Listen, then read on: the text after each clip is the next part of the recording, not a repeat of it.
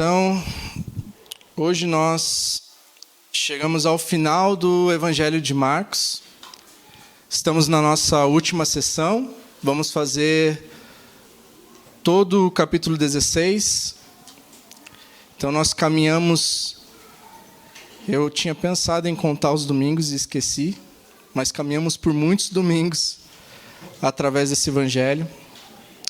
Domingo passado, nós estivemos no Bosque de Jesus, celebrando a Páscoa. O Matt foi gentil ao tentar não dar muito spoiler do que nós iríamos ver hoje. Mas a verdade é que essa história vem sendo contada há quase 2000 anos. Então é muito difícil não dar spoiler, ainda mais quando a gente vai ensinar sobre a ressurreição novamente. Mas tenho algo diferente para compartilhar com vocês nessa noite. E eu espero que seja tão edificante quanto foi domingo passado. E eu gostaria de começar relembrando brevemente, em ordem cronológica, esses últimos momentos de Jesus, da sua prisão até a ressurreição. Ok? Então, vamos lá. Noite de quinta-feira, após a última ceia, Jesus vai para o Getsêmani, ele vai orar, ele é tomado por profunda tristeza e angústia, porque era chegado o momento da sua morte. Na madrugada de sexta-feira, um grupo de soldados do templo chegam em um comboio, Judas está à frente, ele aponta quem é Jesus, e eles então o prendem e levam para Anás e Caifás, e eles começam o interrogatório, a fim de encontrar em Jesus alguma coisa que eles pudessem usar como base para podê-lo julgá-lo e condená-lo à morte. Enquanto isso, nessa madrugada, Pedro nega Jesus 3 vezes conforme Jesus havia dito. É sexta-feira de manhã. Jesus é levado ao Sinédrio, o Supremo Tribunal daquela época, e quando lhe perguntam se ele era o Cristo, o Filho do Deus bendito, Jesus responde: sou. E ele diz: vereis o Filho do Homem assentado à direita do Poderoso, vindo com as nuvens dos céus. O sumo sacerdote então rasga suas vestes e diz que aquilo é blasfêmia. Afinal, Jesus tinha se comparado a Deus, ele tinha dito que ele era o Filho de Deus.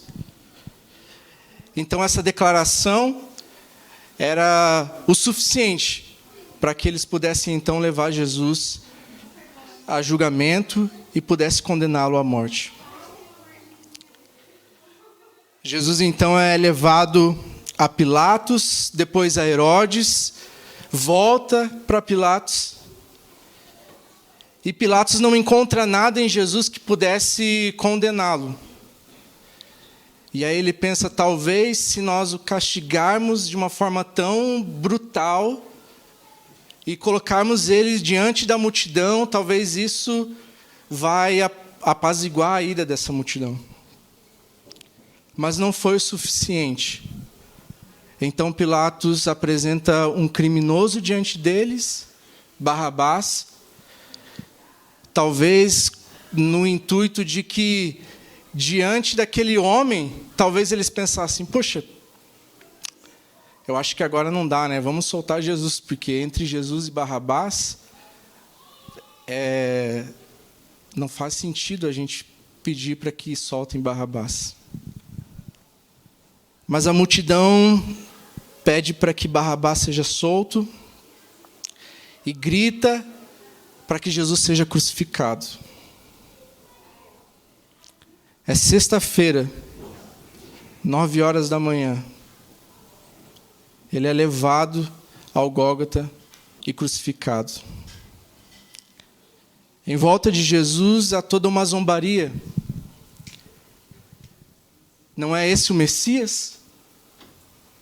Não é esse o Filho de Deus? Não é esse o Rei dos judeus? Não é esse que destrói o templo e reconstrói em 3 dias? Aquele que salvou a muitos, mas não pode salvar a si mesmo? E como diz o Salmo 22, versículos 7 e 8, caçoam de mim todos os que me veem, balançando a cabeça, lançam insultos contra mim, dizendo: recorra ao Senhor, que o Senhor o liberte, que Ele o livre, já que lhe quer bem. Agora, aqueles que haviam afrontado Jesus e que muitas vezes se viram calados pelas palavras de Jesus, parece que estão deixando Jesus calado, sem palavras. E era como se eles estivessem gritando para os seus seguidores: vejam, esse é o homem que vocês creem? É esse que vocês estão depositando a sua fé? É nisso? Nesse homem fracassado, humilhado, que dizia ser tão poderoso, mas olha, ele está em uma cruz. É nisso que vocês creem? É nisso que vocês estão depositando a sua fé? E por volta do meio-dia, a terra se enche de escuridão. Às 15 horas, Jesus exclama: está consumado. Ele entrega o seu espírito e morre.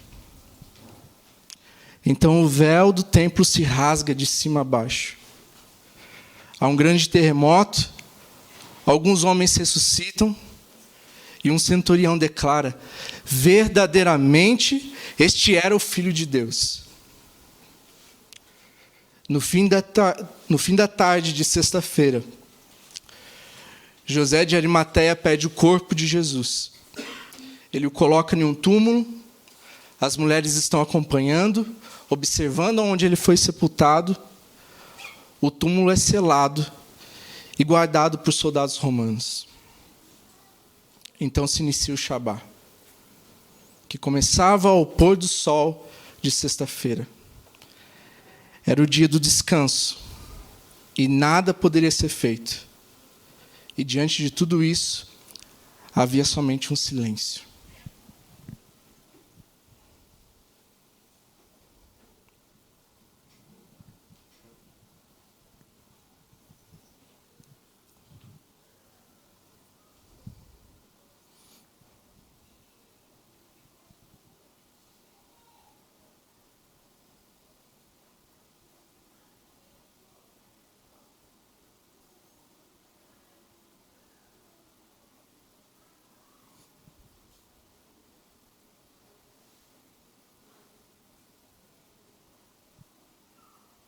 Não é estranho o silêncio?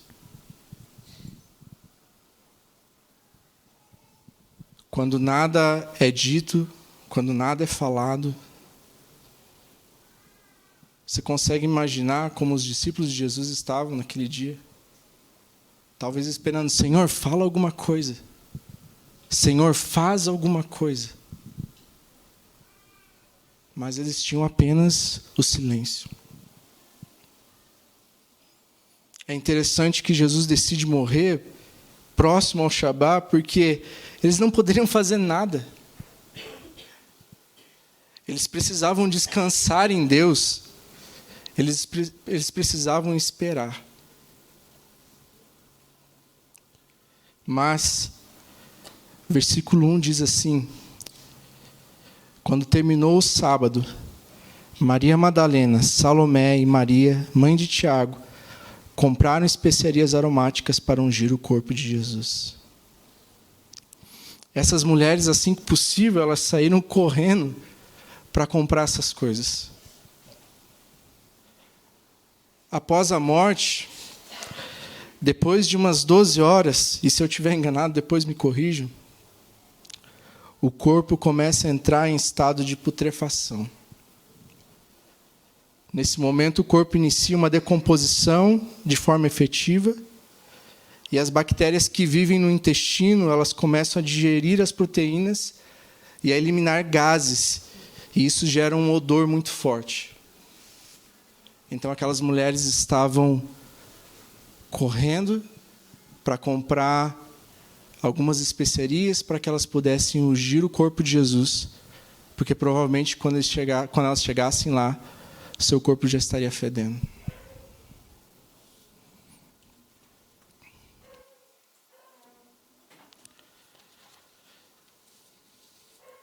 Então, no versículo 2, no primeiro dia da semana, bem cedo, ao nascer do sol, elas se dirigiram ao sepulcro, perguntando umas às outras: quem removerá para nós a pedra da entrada do sepulcro? Mas quando foram verificar, viram que a pedra, que era muito grande, havia sido removida. Entrando no sepulcro, viram um jovem vestido de roupas brancas assentado à direita, e ficaram amedrontadas. Não tenham medo, disse ele. Vocês estão procurando Jesus, o Nazareno, que foi crucificado. Ele ressuscitou, não está aqui. Vejam o lugar onde o haviam posto. Ao irem para o sepulcro, a preocupação daquelas mulheres era quem iria rolar aquela pedra. Mas mal sabiam que a pedra já havia sido rolada, já havia sido removida. E aquela pedra não foi removida para que Jesus saísse. Porque se a gente for pensar, um pouco depois, vai dizer que Jesus entrou no meio deles, em uma casa, quando estava tudo fechado. Jesus não precisava que a pedra fosse rolada para que ele saísse, mas a pedra precisava ser removida para que aquelas mulheres entrassem e pudessem ver que Jesus havia ressuscitado. Elas estavam preocupadas com algo que elas não precisavam se preocupar. E muitas vezes a nossa vida cristã é um chamado constante a confiar em Deus. O autor de Hebreus vai dizer no capítulo 4, versículo 16: assim sendo, aproximemo-nos do trono da graça com toda a confiança, a fim de recebermos misericórdia e encontrarmos graça que nos ajude nos momentos de necessidade. Qual é a pedra que talvez você esteja preocupado em mover hoje?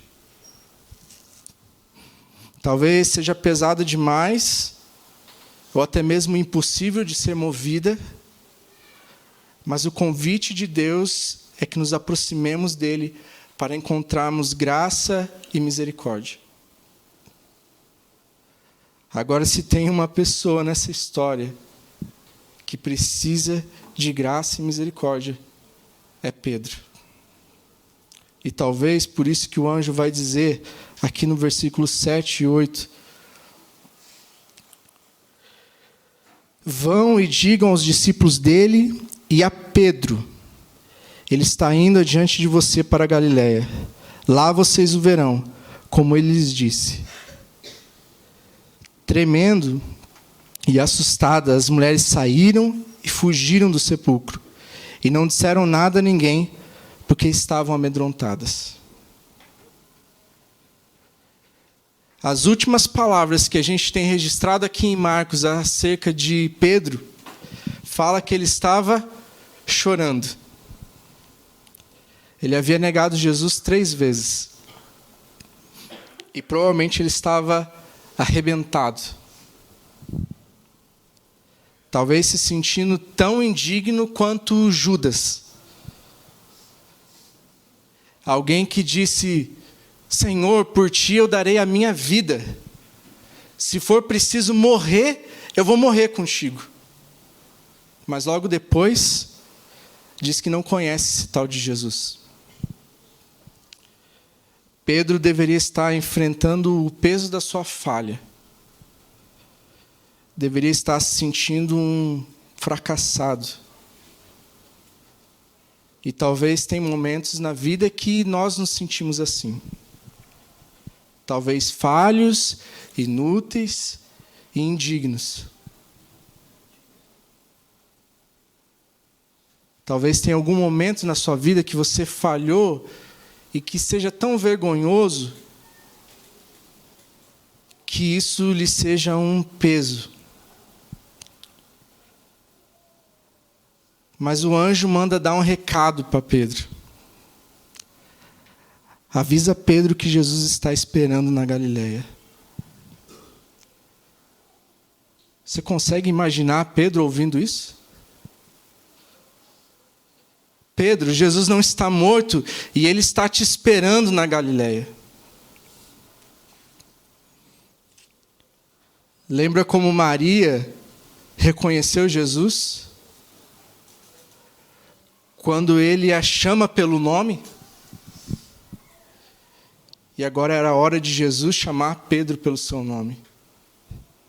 Pedro, Jesus está te chamando. Onde quer que você esteja, por mais terrível que tenha sido as suas ações, arrependa-se. Creia que Cristo está vivo e vai encontrá-lo. Porque onde havia um corpo, agora está vazio. Onde havia tristeza, luto, dor, agora há alegria. Em Mateus vai dizer que aquelas mulheres, elas saíram correndo, cheias de alegria. Porque no lugar da morte, agora elas encontraram vida. E aquilo que era para ser o fim de uma história, agora é o começo de uma história. Afinal, se Jesus tivesse simplesmente morrido, Ele seria um homem, como qualquer um de nós. Qualquer um de nós pode dizer, eu vou morrer por você. Mas nenhum de nós pode dizer, eu vou morrer e vou ressuscitar por você. Nunca houve homem e nunca haverá um homem que possa dizer tais palavras. Cristo, Ele mostra que tem o poder sobre a vida e sobre a morte. E que Ele escolheu dar a sua vida. Porque se Ele decidisse não entregar a sua vida, ninguém poderia tirar a sua vida. Ele mesmo disse em João 10, versículo 17 e 18, por isso é que meu Pai me ama, porque eu dou a minha vida para retomá-la. Ninguém a tira de mim, mas eu a dou por minha espontânea vontade. Tenho autoridade para dá-la e para retomá-la. E esta ordem recebi de meu Pai. Jesus entrega então a sua vida para que nós tenhamos vida nele. E Jesus não havia terminado a sua obra na vida de Pedro. Pedro ainda seria uma testemunha muito importante de como ele foi alcançado por seu amor, por sua graça e por sua misericórdia. Assim como Deus não terminou a sua obra em nós, e mesmo em meio às nossas falhas, somos alcançados por seu amor, por sua graça e por sua misericórdia. Lamentações 3, versículo 22 e 23 diz, graças ao grande amor do Senhor é que não somos consumidos, pois as suas misericórdias são inesgotáveis. Renovam-se a cada manhã. Grande é a tua fidelidade. Suas misericórdias são inesgotáveis. E se as misericórdias do Senhor se renovam a cada manhã, por que nós iríamos ficar paralisados nesse lugar onde nós muitas vezes estamos pensando, falhei, eu errei, eu não mereço o seu amor, eu sou uma farsa como um cristão. E sim, nós falhamos, nós erramos, e dizer que somos dignos do seu amor seria errado também. E mesmo assim, Ele nos chama. E nos chama ao arrependimento mas também nos chama para perto dele. E a vida cristã é essa jornada onde nós estamos aprendendo a se tornar cada vez mais semelhantes a Cristo. E nessa jornada nós vamos ter dias ruins, teremos que lidar com os nossos erros, ou com os erros do nosso irmão, teremos que perdoar, e às vezes, para algumas pessoas, vamos precisar ser perdoados. E talvez muitas e muitas vezes. Mas sempre lembrando que as suas misericórdias se renovam a cada manhã. Amém? E agora nós vamos entrar num trecho do versículo 9 ao versículo 9 em diante. Que é um trecho que alguns estudiosos vão dizer que esse trecho foi acrescentado às Escrituras. Porque existem 2 manuscritos bem antigos, os mais antigos e mais importantes, que não constam esse trecho. Mas nós vamos caminhar por ele porque cremos que esse trecho ele pode ser digno de confiança.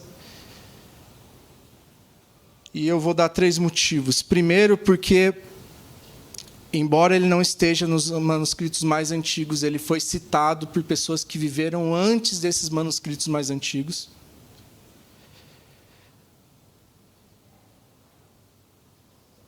Segundo, porque esse trecho ele é citado em outras partes dos evangelhos, onde não há nenhum tipo de questionamento. E terceiro, porque seria muito estranho se a gente simplesmente parasse aqui no versículo 8. Então vamos caminhar por esses versículos. Versículo 9 ao 14. Quando Jesus ressuscitou, na madrugada do primeiro dia da semana, apareceu primeiramente a Maria Madalena, de quem havia expulsado 7 demônios. Ela foi e contou aos que com ele tinham estado. Eles estavam lamentando e chorando. Quando ouviram que Jesus estava vivo e fora visto por ela, não creram. Depois Jesus apareceu em outra forma a 2 deles, estando eles a caminho do campo. Eles voltaram e relataram isso aos outros, mas também nestes eles não creram. Mais tarde Jesus apareceu aos 11, enquanto eles comiam, censurou-lhes a incredulidade e a dureza de coração, porque não acreditaram nos que o tinham visto depois de ressurreto. Interessante que domingo passado o Matt comentou como as mulheres elas estavam presentes na crucificação, no sepultamento e na ressurreição de Jesus. Algumas semanas atrás eu comentei como as mulheres elas estão à frente da missão em boa parte do mundo. Inclusive, tem um dado de que 80 e poucos por cento, 85% dos solteiros, mulheres, estão à frente da missão. E o restante são homens. É interessante também a gente pensar que as mulheres elas são relatadas como as primeiras testemunhas. Em uma época em que o testemunho de uma mulher não era considerado como confiável. Alguns vão dizer que os discípulos não creram porque se tratava de mulheres.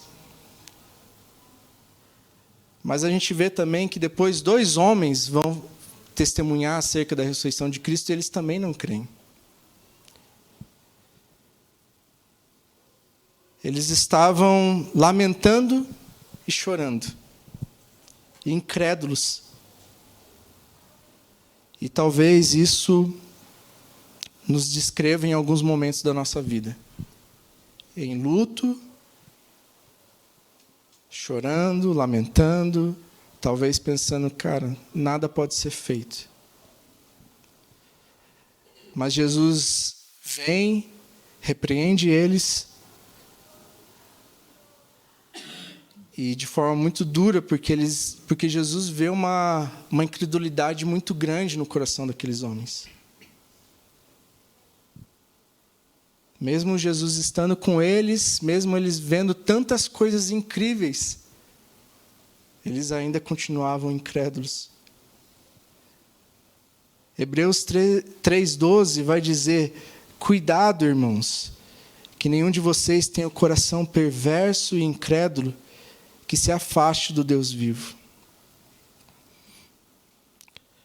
E é interessante que algumas pessoas, elas dizem que não conseguem crer no Evangelho, não conseguem crer na Bíblia, não conseguem crer que existe um Deus porque elas não conseguem ver.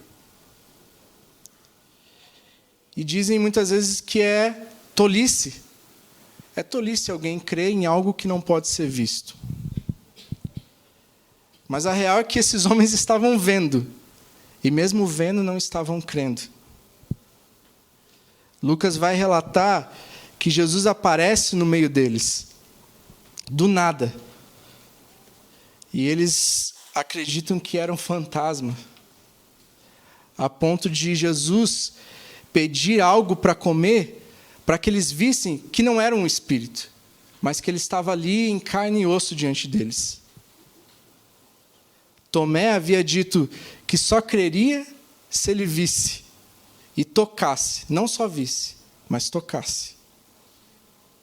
E Jesus diz, lá em João 20:27, coloque o seu dedo aqui, veja as minhas mãos, estenda a mão e coloque do meu lado. Pare de duvidar e creia. Então, aquilo que nós depositamos a nossa fé hoje já passou por esse crivo da incredulidade.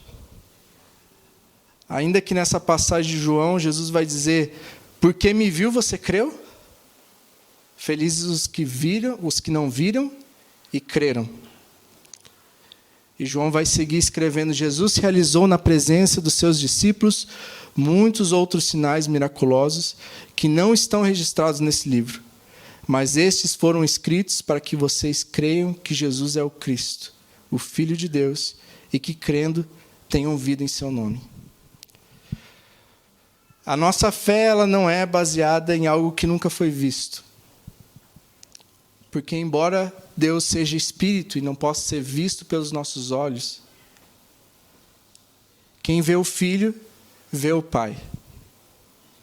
E isso é um fato histórico e sólido. E agora que Jesus mostra que realmente ele não era um espírito, que ele estava ali, ressuscitado, em carne e osso, ele então dá uma ordenança aos seus discípulos. No versículo 15 ao 18. E disse-lhes: vão pelo mundo todo e preguem o evangelho a todas as pessoas. Quem crer e for batizado será salvo, mas quem não crer será condenado. Estes sinais acompanharão os que creem. Em meu nome expulsarão demônios, falarão novas línguas, pegarão em serpentes, e se beberem algum veneno mortal, não lhes fará mal nenhum.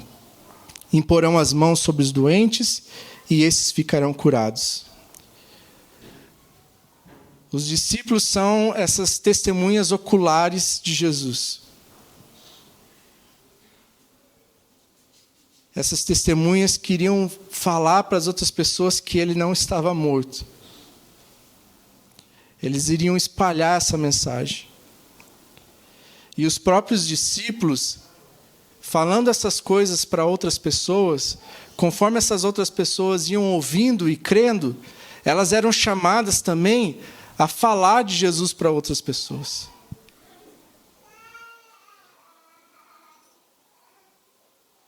Porque isso não era apenas uma ordem para os apóstolos, não era apenas uma ordem para os discípulos naquela época, mas essa também é uma ordenança para nós, para que nós saiamos e preguemos o Evangelho.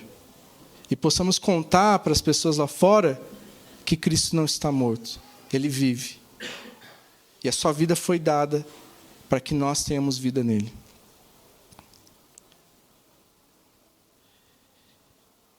E talvez se você pense, cara, mas eu não sei como dizer, eu não sei como falar isso para as pessoas. A gente tem uma série que a gente fez que fala conversando com pessoas sobre Jesus. Então você pode ir lá no Spotify, no YouTube e ouvir essa série e talvez isso te ajude. E não só isso, nós nos próximos meses a gente vai ter o evangelismo com os jovens. Nós vamos ter um workshop falando sobre discipulado. E eu gostaria de incentivar cada um aqui para que esteja presente. Nós tivemos, os jovens tiveram um momento de evangelismo, foi sábado passado ou retrasado? Passado. Cara, foi incrível, né? Poder ouvir aquilo que Jesus fez, poder ouvir, cara, como Deus ele nos usa, conforme a gente se coloca disponível para Ele.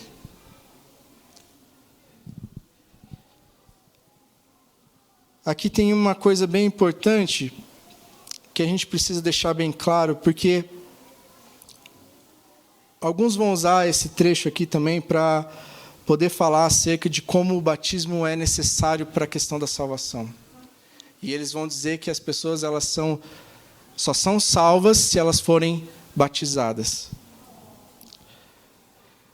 Porém, note que Jesus vai falar que a única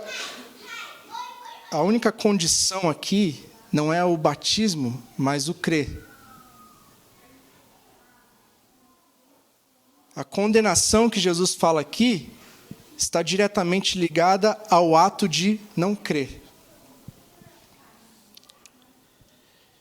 Isso é importante porque alguns vão dizer que não, você precisa crer e ser batizado, como Jesus disse. Sim, ele disse, se você crer, seja batizado. Mas ele não disse que o batismo é uma condição para que você seja salvo.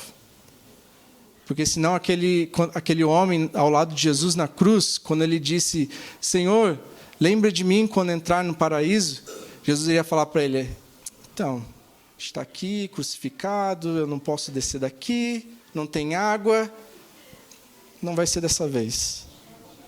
Mas Jesus fala, não, hoje mesmo você vai estar comigo. Porque a única condição é crer. E aí nós temos uma lista de sinais que iriam acontecer ao eles irem e pregarem o Evangelho. E nós vemos essas coisas acontecendo conforme nós vamos lendo o livro de Atos. Mas eu acho que é importante a gente lembrar e saber de que esses sinais não eram uma prova. Jesus não estava falando que eles deveriam pegar em serpentes, que eles deveriam tomar o veneno, e que assim eles mostrariam que realmente eram seus seguidores, ou de que eles teriam fé. Mas Jesus está falando que, ao eles irem, eles enfrentariam situações, eles enfrentariam adversidades, mas que Jesus estaria com eles. E algumas pessoas, elas acreditam que esses sinais, eles eram somente para aqueles dias. Outros ficam extremamente angustiados porque elas não veem essas coisas nos dias de hoje. E aí muitos vão dizer, eu acho que é porque a igreja está fria, eu acho que a gente não é tão fiel ao Senhor assim, eu acho que a incredulidade tomou conta da igreja. E, sim, nós não vemos esses sinais como nós lemos aqui, com essa mesma intensidade, mas eu não creio que isso signifique que essas coisas não existem. Creio que havia um propósito, sim, naquela época de tantos sinais e milagres acontecerem, para que as pessoas pudessem crer e pudessem propagar a mensagem do Evangelho. Mas eu creio que Deus continua fazendo coisas no nosso meio, que Deus continua agindo e que nós experimentamos de Deus muitos milagres. Eu já contei aqui uma história de um colega de trabalho que era ateu, e um dia ele chegou com o pé doendo. E aí tinha uma amiga nossa, cara, que era muito crente. E aí ela disse assim: posso orar pelo seu pé? E aí ele, pode? Quer orar pelo meu pé? Que doideira. Pode orar. Totalmente, assim, cético. E ela orou, e na mesma hora ele foi curado. E ele ficou assim: que é isso? Não foi algo do assim, orei, e aí, não, tá doendo um pouquinho, vou orar mais um pouquinho, e aí, como é que você está sentindo? Foi simplesmente curado, na hora. A ponto dele, cara, ele não sabia muito o que falar, ele não sabia como reagir, ele simplesmente pediu para ir à igreja no outro final de semana, e a gente entregou uma Bíblia para ele, e ele começou a caminhada dele com Cristo. Só que o mais importante não são os sinais. O mais importante é crer. 2 Coríntios 5:7 vai dizer: porque vivemos por fé e não pelo que vemos. E o próprio Jesus diz: feliz daqueles que não viram, mas creram. E para aqueles que acham que os sinais são necessários para que as pessoas creiam, anota aí, Lucas 16, do versículo 19 ao 31. E lá no final, preste bem atenção ao que vai dizer os 2 últimos versículos.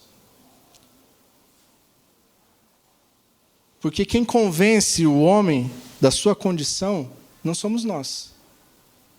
Quem convence o homem do pecado, da justiça e do juízo de Deus é o Espírito Santo.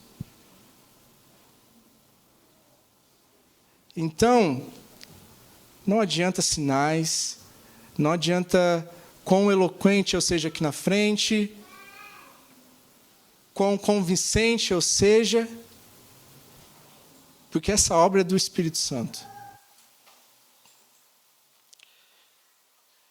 E algo importante aqui é que fala que os sinais acompanhariam e não precederiam. As coisas mais bizarras que a gente vê hoje no mundo gospel, muitas delas estão ligadas justamente a esses sinais indo à frente. São profecias, são milagres, e pouco se é falado do Evangelho.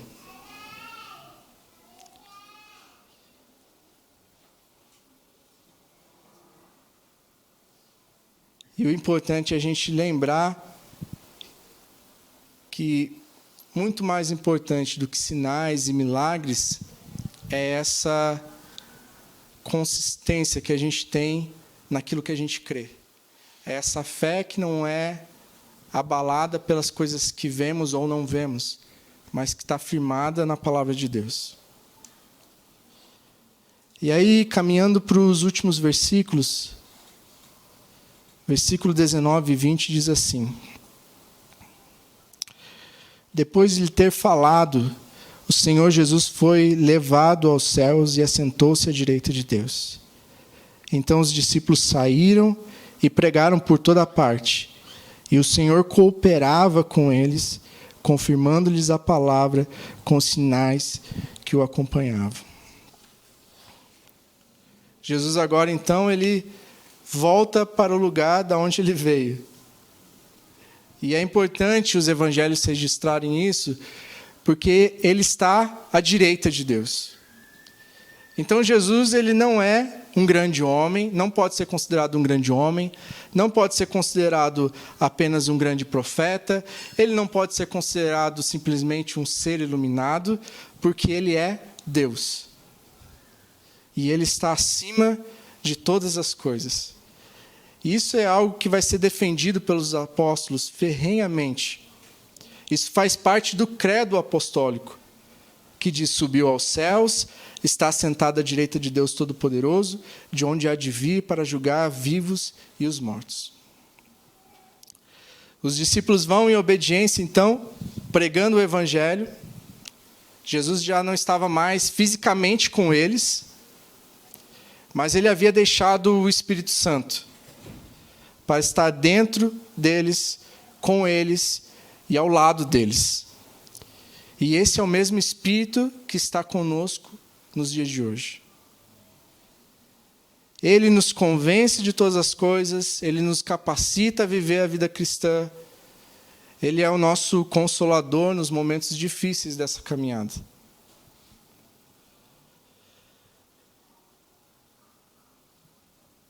E, cara, que final incrível, porque no meio desse capítulo nós vemos os discípulos lamentando e chorando. E agora aqui no final, eles estão indo e pregando o evangelho por toda a parte e espalhando que Jesus estava vivo. Quando você chegar em casa, se puder, lê Isaías 61 e seja ministrado pelo Senhor. Não importa onde nós estamos, não importa como nos sentimos, quão capacitado nos sentimos, quão envergonhado nós nos sentimos, lembre-se, Cristo ressuscitou.